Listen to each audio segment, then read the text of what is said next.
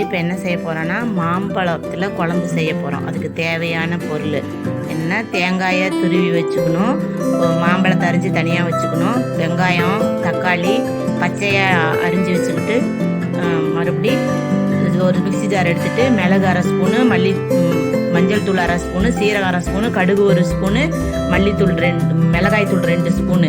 இதை பச்சையாக தக்காளி வெங்காயம் தேங்காயெல்லாம் பச்சையாக போட்டு மிளகு சீரகம் மல்லித்தூள் மிளகாய் தூள் எல்லாத்தையும் பச்சையாக போட்டு அரைச்சிக்கணும். அரைச்சதுக்கப்புறம் அரைச்சி தனியாக வச்சுக்கணும். அதுக்கப்புறம் கடாயை அடுப்பில் வச்சு நல்லெண்ணெய் 2 ஸ்பூன் ஊற்றி 2 ஸ்பூன் ஊற்றி நல்லா காய விடணும். காய விட்டதுக்கப்புறம் கடுகு உளுந்தம் பருப்பு போட்டு நல்லா பொரிஞ்சதுக்கப்புறம் கருவேப்பிலையை எடுத்து ஒரு கொத்து உருவி கடுகு பொரிஞ்சதுக்கப்புறம் அந்த கடுகு பொரிஞ்சதுக்கப்புறம் கருவேப்பிலையை போடணும்.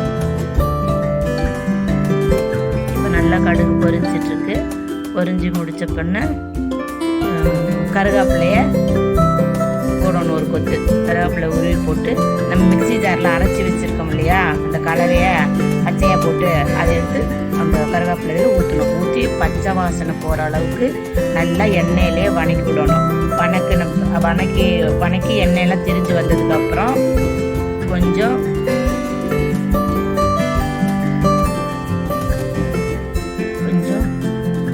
மிக்ஸி ஜாரெல்லாம் கழுவி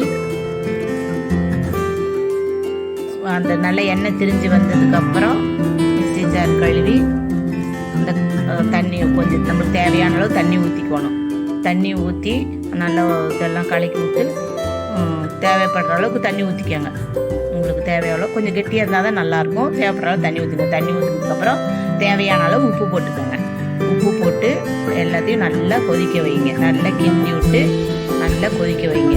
நல்லா கொதித்து முடிஞ்சதுக்கப்புறம் மாம்பழத்தை அரிஞ்சு வச்சுருக்கோம் இல்லையா, அதை கொட்டையோடு சேர்த்துக்கோங்க. கொட்டை சாப்பிட்டா ரொம்ப சூப்பராக இருக்கும். அந்த கொட்டையோட மாம்பழம் கொட்டை எல்லாத்தையும் ஒன்றா போட்டு நல்லா கலந்து விடுங்க. நல்லா கலந்து ஒரு கொதி 2 கொதி விட்டிங்கன்னா போதும். மாம்பழம் ரொம்ப கொலன்னு வெந்துடக்கூடாது. ஓரளவுக்கு 2 கொதி விட்டு வெந்தால் போதும். அதை இறக்கிட்டு மறுபடியும் நம்ம கிண்ணத்தில் எடுத்து பரிமாறலாம். ரொம்ப சுவையாக, ரொம்ப அழகாக, ரொம்ப சூப்பராக இருக்கும். அந்த குழம்பு செஞ்சு பாருங்கள். செஞ்சு பார்த்துட்டு நீங்கள் சாப்பிட்ட பின்ன எப்படி இருக்குன்னு கமெண்டில் சொல்லுங்கள். நான் அதுக்கு உங்களுக்கு ரிப்ளை பண்ணுறேன். கொதிச்சிட்ருக்குது குழம்பு. இப்போ அதை கொதித்து முடிச்சோன்னே இறக்கி வச்சு கொதிக்கட்டும். கொஞ்சம் நேரம் ஒரு 2 நிமிஷம் குழம்பு கொதிக்கட்டும். கொதித்த பின்ன எடுத்துட்டு நம்ம இன்னும் பரிமாற ஆரம்பிச்சிடலாம். அதை எடுத்துட்டு இருங்க, நான் உங்களுக்கு இப்போ நல்லா தெளிவாக காட்டுறேன். உங்களுக்கு கிண்ணத்தில் போட்டு தெளிவாக நல்லபடியாக நல்லா காட்டுறேன் பாருங்கள். இதை எடுத்து சாப்பிட்டு பார்த்துட்டு நீங்கள் கண்டிப்பாக எப்படி இருக்குன்னு கமெண்டில் சொல்லுங்கள். எல்லாருக்கும் பிடிச்சவங்க உங்கள் நண்பர்கள்லாம் அனுப்பிவிடுங்க. ரொம்ப சூப்பராக இருக்கும் குழம்பு. ஒரு வாட்டி வச்சிங்கன்னா மீண்டும் மீண்டும் வைப்பீங்க. இதை வச்சு சாப்பிட்டு பார்த்துட்டு சாப்பிட்டதுக்கப்புறம் நல்லா இருந்தால் மட்டும் கமெண்ட் பண்ணுங்கள், சப்ஸ்கிரைப் பண்ணுங்கள்.